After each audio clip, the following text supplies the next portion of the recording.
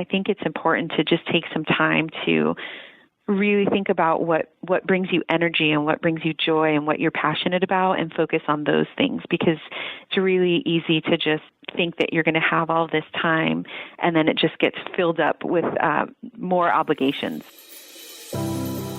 Talking with people about how to have a great retirement.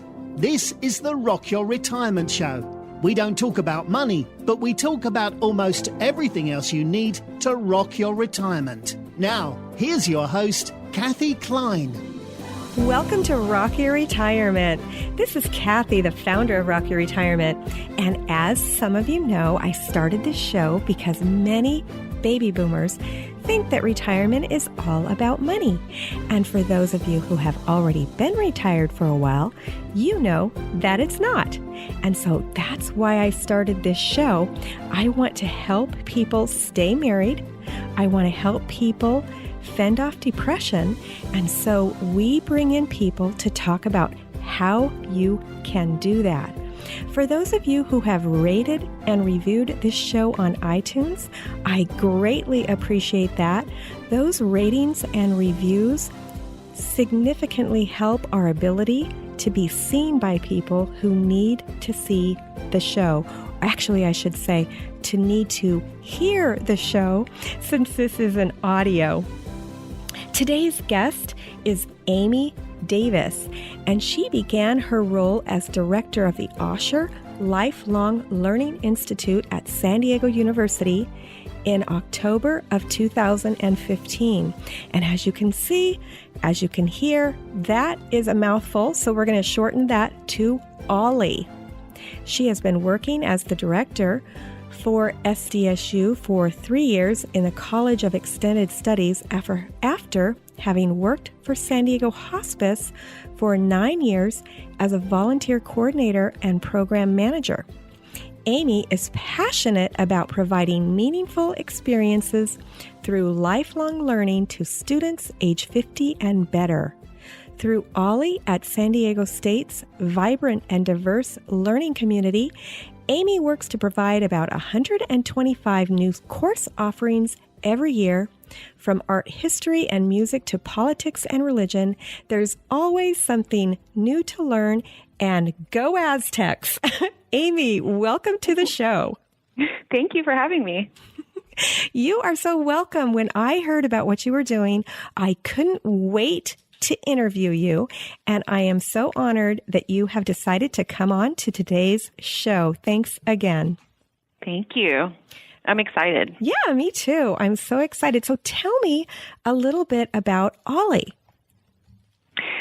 So, like you mentioned, we're all about lifelong learning, and it's specifically designed for students age 50 and better. And we offer all different types of topics and courses, book clubs, lectures throughout the year. We're specifically designed for academic types of courses. So, being through San Diego State University, we definitely focus on providing university quality courses.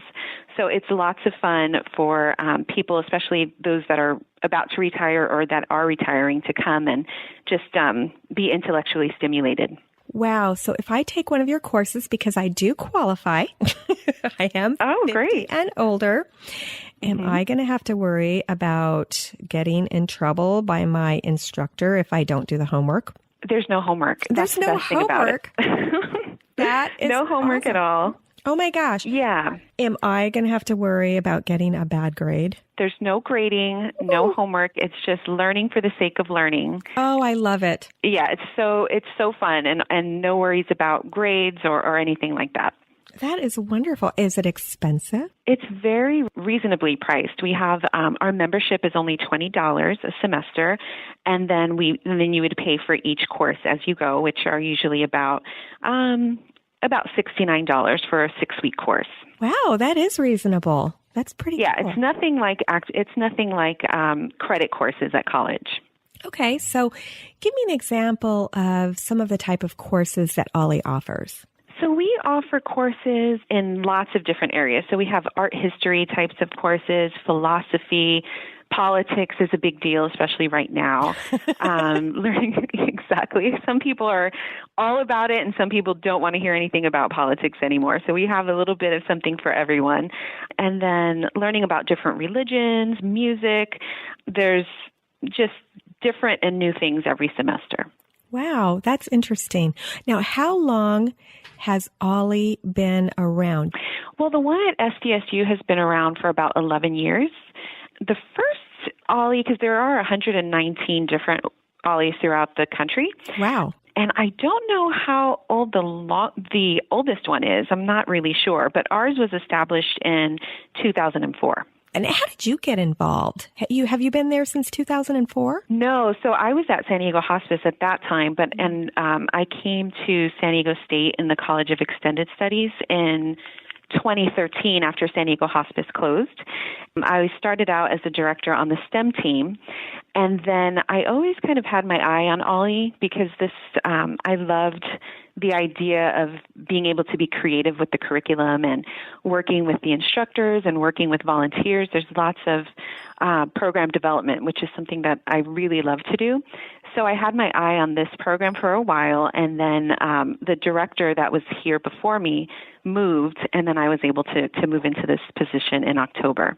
So it was a really good move for me. Yeah, and you actually, the San Diego Hospice, before they closed, had some pretty unique programs as well, one of them being the Pet Peace of Mind program. Can you tell me a little bit about that? Yeah, I had the privilege of being able to start that program at San Diego Hospice with my director. That was really a special program because, as you might know, people that have pets, it's really like they're part of the family. And for people who are dying and might not be able to get out of bed or might have spent lots of money on medical care, sometimes they are forced to give away their pets at the end of life. And so we didn't want that to happen. So we were able to start a program it was called Pet Peace of Mind. We offered dog walking, we offered financial assistance so that pets can stay at home with the patients during that process. I bet. It was a really amazing program. Yeah, I bet that you were just probably heartbroken when that hospice closed. Oh, yes, I was. I think I would have probably stayed there forever. I really loved that position and just being able to make a difference in people's lives. It was life-changing for me. Wow. So it was difficult, I think, for everyone that worked there. It was a very special place. Yeah, and I have always said that anybody who works in a hospice is just a special kind of person. So I admire you, knowing that you worked at that organization and also knowing that you put together, with the help of your director, that Pet Peace of Mind program. That is so awesome. Do you know if any other hospices or any other programs in San Diego are doing something similar? I know that the Elizabeth Hospice up north is currently looking into starting a Pet Peace of Mind program there. And I'm not sure when it'll launch, but I think that's coming soon. That's awesome. Hey, do any of your courses have anything to do with pets ever?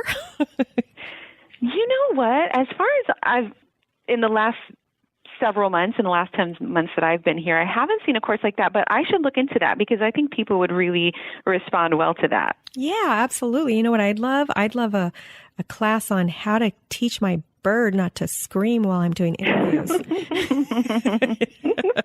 Maybe we can make that happen. That would be great. I love it. Oh my gosh. So how do people find out about OLLI? I mean, I hadn't really heard about it, even though I'm a SDSU alum. I knew that there were programs for continuing education, but not specifically targeted at people 50 and over. Mm-hmm. Yeah, we're definitely looking into making sure that all of our alum know about it and working with the Alumni Center on that to get the word out to them.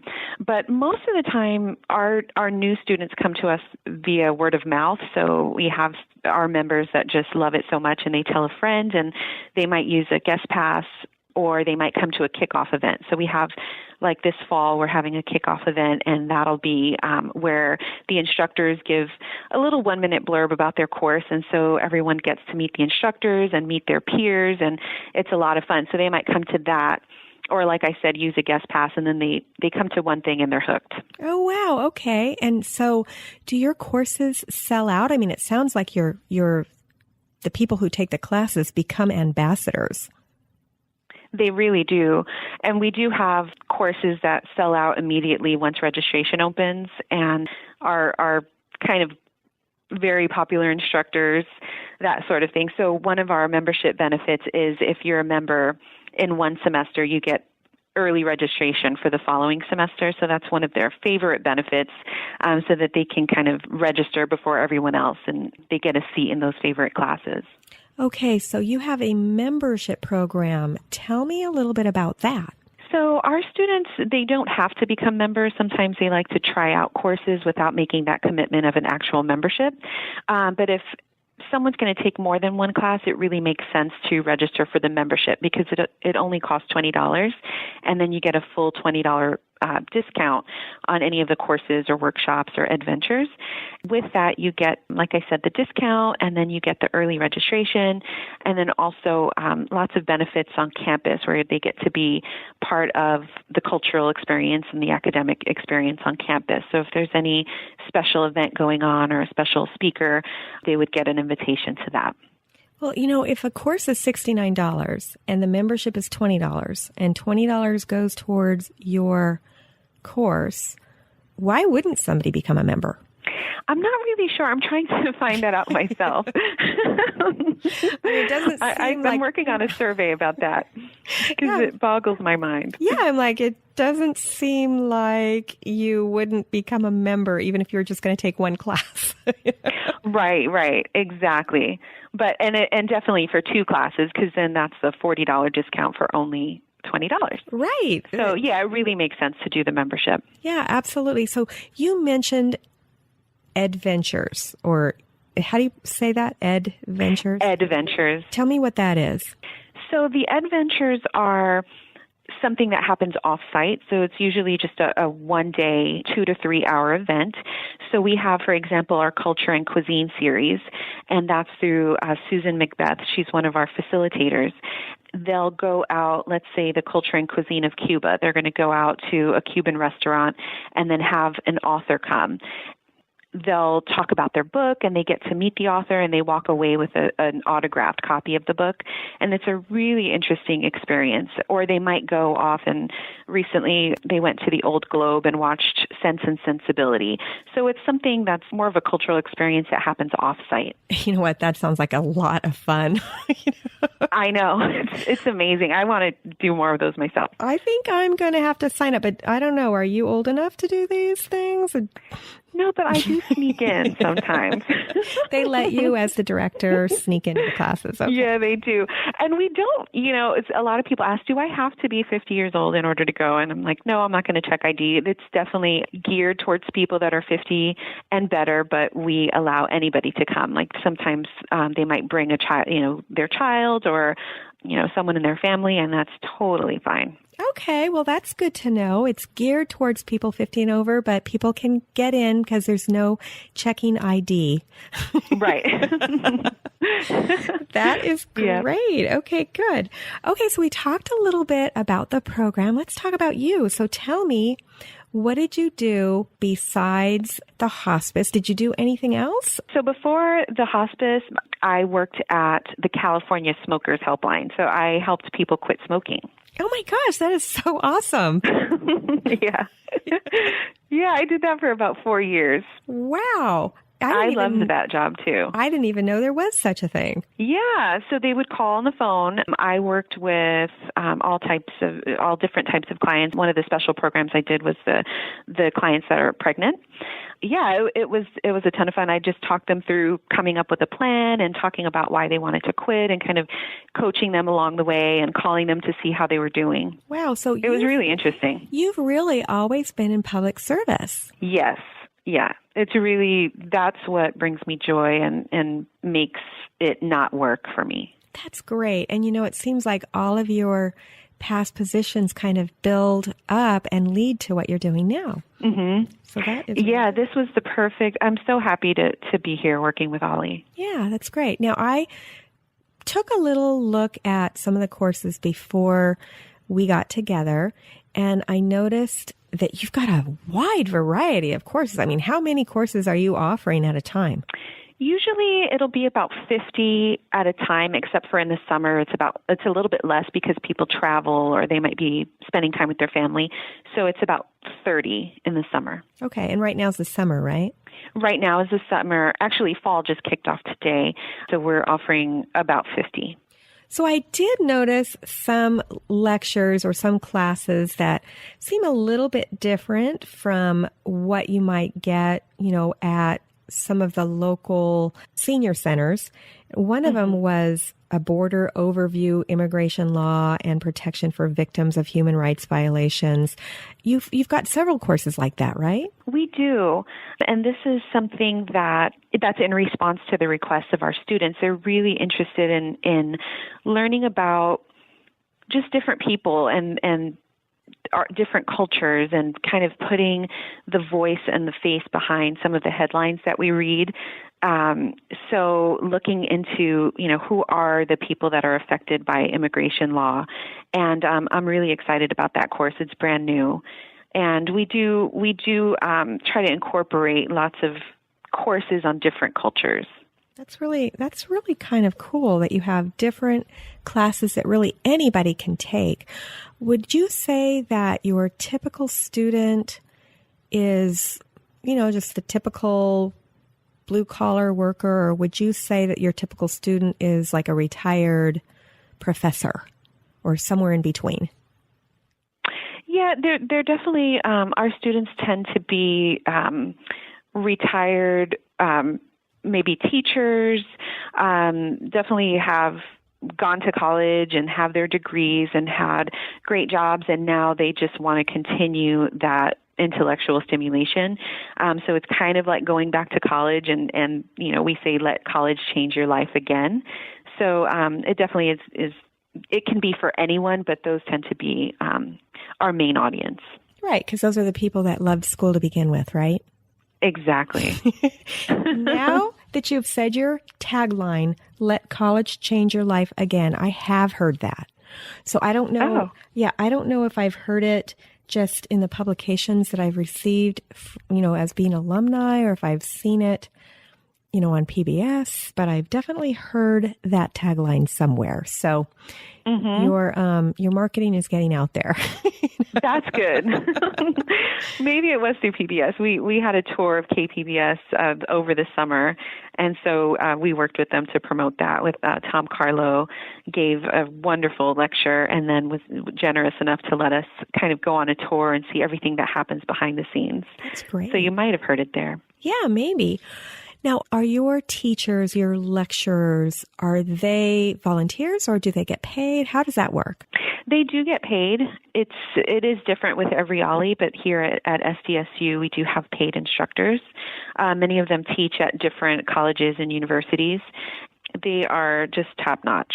So if somebody wanted, then you don't have volunteer instructors. Do you have volunteer activities for people? We do.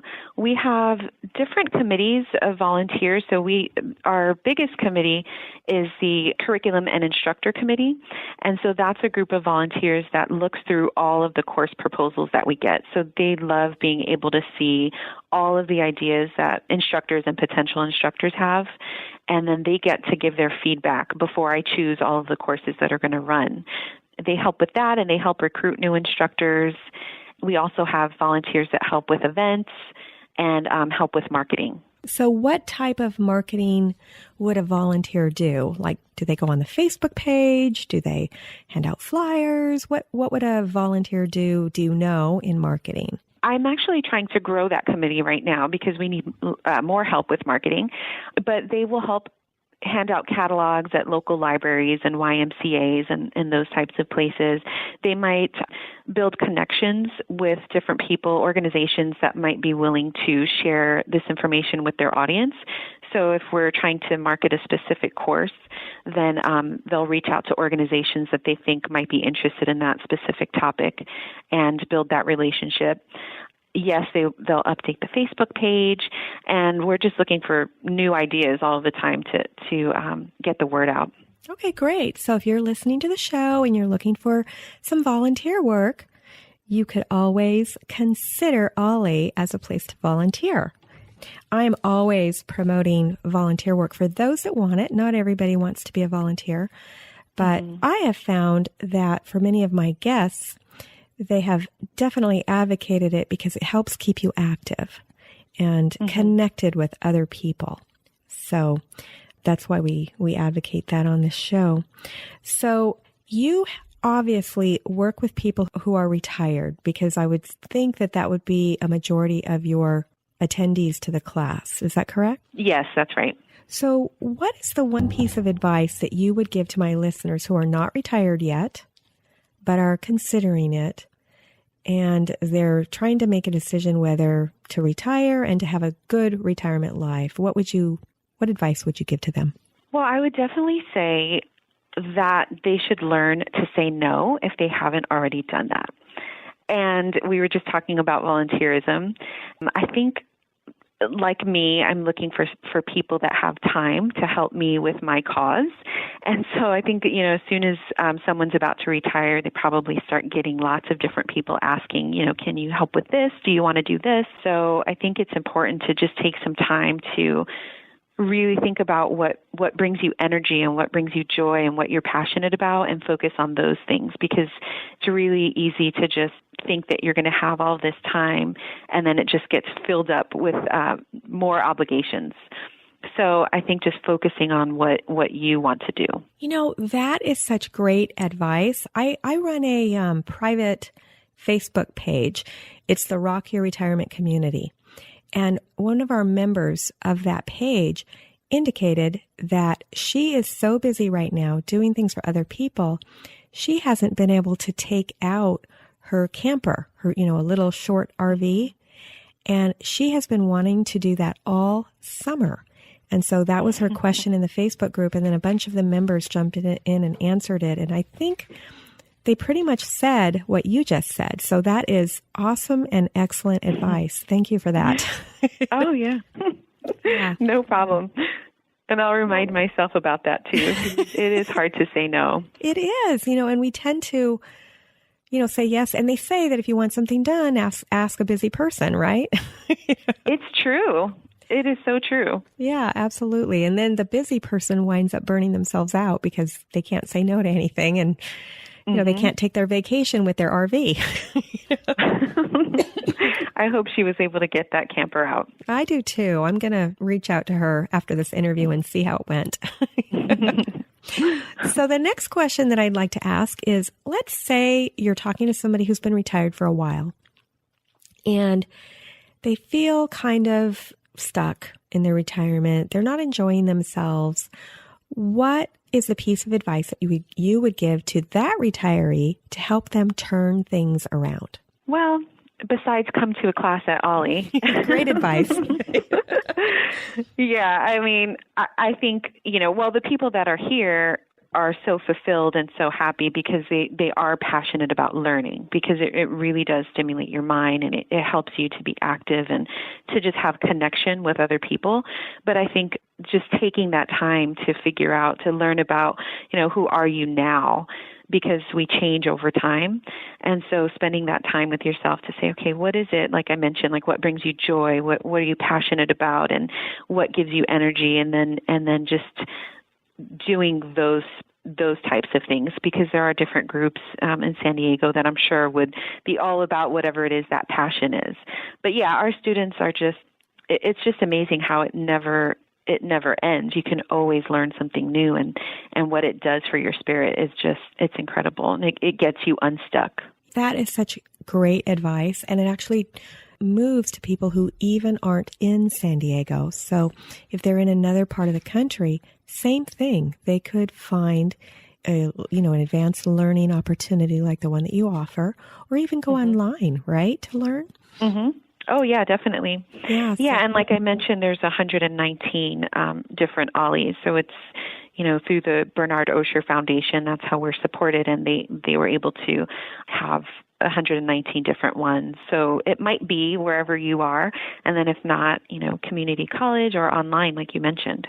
Well, yesterday I was going through, I don't know, Facebook, whatever, like I do, like we all do, right? We waste a lot of time. Yes, too much time. I clicked on a link, and it led me to watch this 45-minute program on the giant octopus. And it was actually an educational program. I have to tell you, I was riveted. I was absolutely riveted to the screen, and I was trying to do my exercises before I went to bed, and I had to take my laptop into the room where I was doing my exercises so I could continue to hear the program. And so learning really does stimulate your brain. And as far as it seems to me, I'm not an expert, but it seems to me that I have learned something about, I don't know, neuroplasticity. Have you ever heard of that? I have. Yeah. And so you probably know this, but it's your brain creates new connections every time you learn something that's a little bit difficult. So it can't be something that you already know how to do. So if you already know how to do crossword puzzles, doing that isn't going to help. But this helps prevent Alzheimer's, right? I mean, have you heard that? Yes, I have heard that. Yeah. So that would completely be a reason to learn something new that's fun, but also a little bit difficult. So I am so glad that is, it sounds like that's what your whole program does. Yes, that's part of it, is just keeping your brain young, and then it's that learning, and then the social part too. Absolutely. The social part too is so needed. So if all I was doing was looking at the internet, I wouldn't have that social activity that I have, when I meet with people in groups or one-on-one. So you provide both. You provide the social activity, and you provide the learning at the same time. So how big are most of your classes? They're anywhere from about 20 to 50 people. And have you noticed that some of the people, do they become friends, or do they just go to class and then leave like I did when I was in college? It's nothing like that. And that's why our instructors love teaching here, because they are providing, there's lots of conversation. So there's questions, and it's just, because they have so much more life experience and more curiosity, they're definitely jumping into the conversation, and they're able to share, from their experience and make it a more rich experience. And then afterwards, students will stay and get some coffee or just continue those conversations. One of our classes was a writing and critique workshop. So we have a writing group that continued to get together after the class was over, and they'll meet every other week and help each other to become better writers and to have that discipline of continuing to write and helping each other prepare to be published. So definitely strong connections that form afterward. That's wonderful. So if somebody wants to find out more about your program, how do they contact you or your program? They would go to the website at neverstoplearning.net/OLLI. OLLI. Wonderful. Or they can call us at 619-594-2863. Great. And I'll have that on the show notes as well at rockyourretirement.com. Aimee, thank you so much for coming on. We really appreciate it. This was wonderful information for the listener. Thank you, Kathy. It was wonderful talking to you. Great. Thank you for having me on the show. My pleasure. Today's freebie is 5 fabulous reasons to never stop learning. You can get that freebie by going to rockyourretirement.com/OLLI, and that's OLLI. And for my listeners, we'll see you next week on Rock Your Retirement. Thanks for listening to the Rock Your Retirement Show. If you are rocking your retirement or know someone who would make a great guest on our show, please send us an email at podcast@rockyourretirement.com.